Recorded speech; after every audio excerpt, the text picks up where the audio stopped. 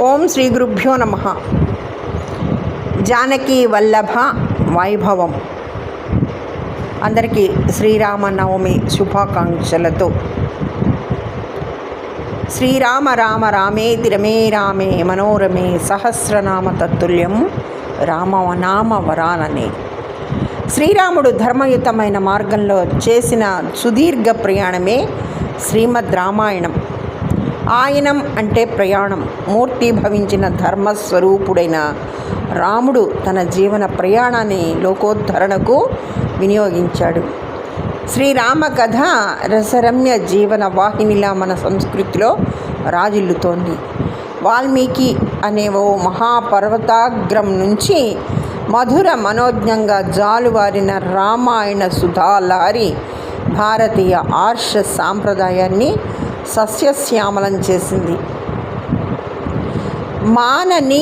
మానవీయ విలువల్ని పాటించడం ద్వారా మనీషి అవుతాడనే సందేశాన్ని వాల్మీకి మహర్షి శ్రీమద్ రామాయణ నేపథ్యంగా అందించాడు.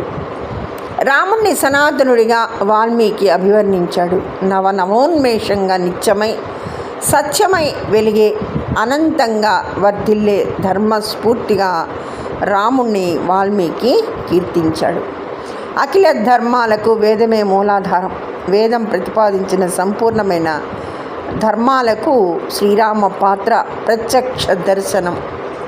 పుత్ర, భర్త, సోదర, మిత్ర, రాజ ధర్మాల్ని సమగ్రంగా అనుసరించి సమస్త జాతికి రాఘవుడు మార్గదర్శిగా నిలిచాడు.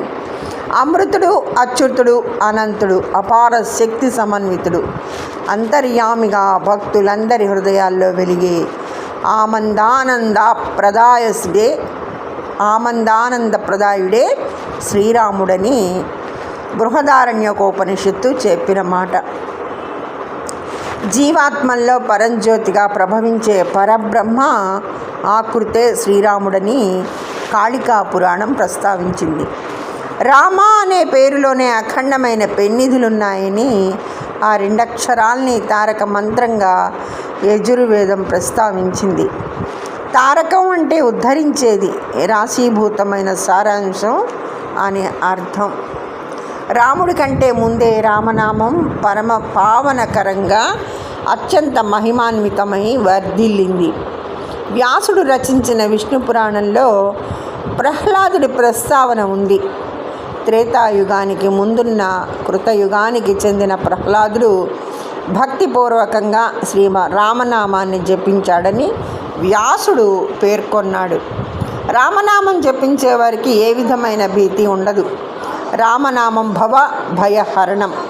అన్ని తాపాల నుంచి రామనామం ఉపశమనాన్ని కలిగిస్తుంది.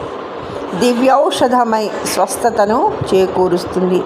అగ్నిని సైతం శీతలంగా మార్చే అత్యద్భుత అని తన తండ్రి హిరణ్యకశిపుడికి ప్రహ్లాదుడు శ్రీరామనామ వైభవాన్ని వెల్లడించాడు. రామావతారానికి ముందే రామనామ ప్రాభవం విస్తృత ప్రచారంలో ఉంది.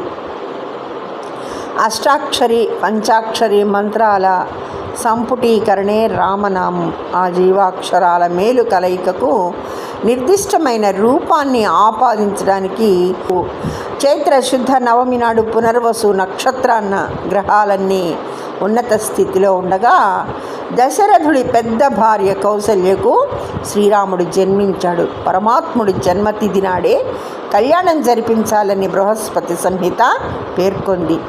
చైత్రమాసంలో శుక్లపక్ష నవమి నాడు శ్రీ సీతారాములకు శాంతి కళ్యాణాన్ని నిర్వహించాలని సూత సంహిత సూచించింది. శ్రీరామో బ్రహ్మ తారక బ్రహ్మస్య రూపుడిగా తరతరాల అజ్ఞాన తిమిరాల్ని పారదోలే మేరు నగరధీరుడైన పరిపూర్ణ వ్యక్తిగా రామ రహస్యోపనిషత్తు శ్రీరామ మూర్తిమత్వాన్ని తేటతల్లం చేసింది. భద్రో భద్రయ అంటూ వేదం ప్రస్తావించిన భద్ర బీజాక్షరాలకు సాకారమే రామభద్రుడు. శుభం, క్షేమం, మంగళం, శ్రేయస్సు, ఆనందం ఇలా ఎన్నో సానుకూల అంశాల్ని సుభద్రంగా రాముడు తన భక్తులకు అందిస్తాడని విశ్వసిస్తారు. మన మనోమందిరాల్ని ఆత్మారాముడే అలరించే శ్రీరాముడు చైత్రశుద్ధ నవమి నాడే కళ్యాణరాముడై జానకీ వల్లభుడై భక్త జనరంజకంగా బాసిల్లుతాడు. శ్రీ సీతారాముల కళ్యాణ వైభవం భక్తులందరికీ ఆనందార్ధవమైన మధుర మనోహర తన్మయ భరిత తరుణం. జై శ్రీరామ్.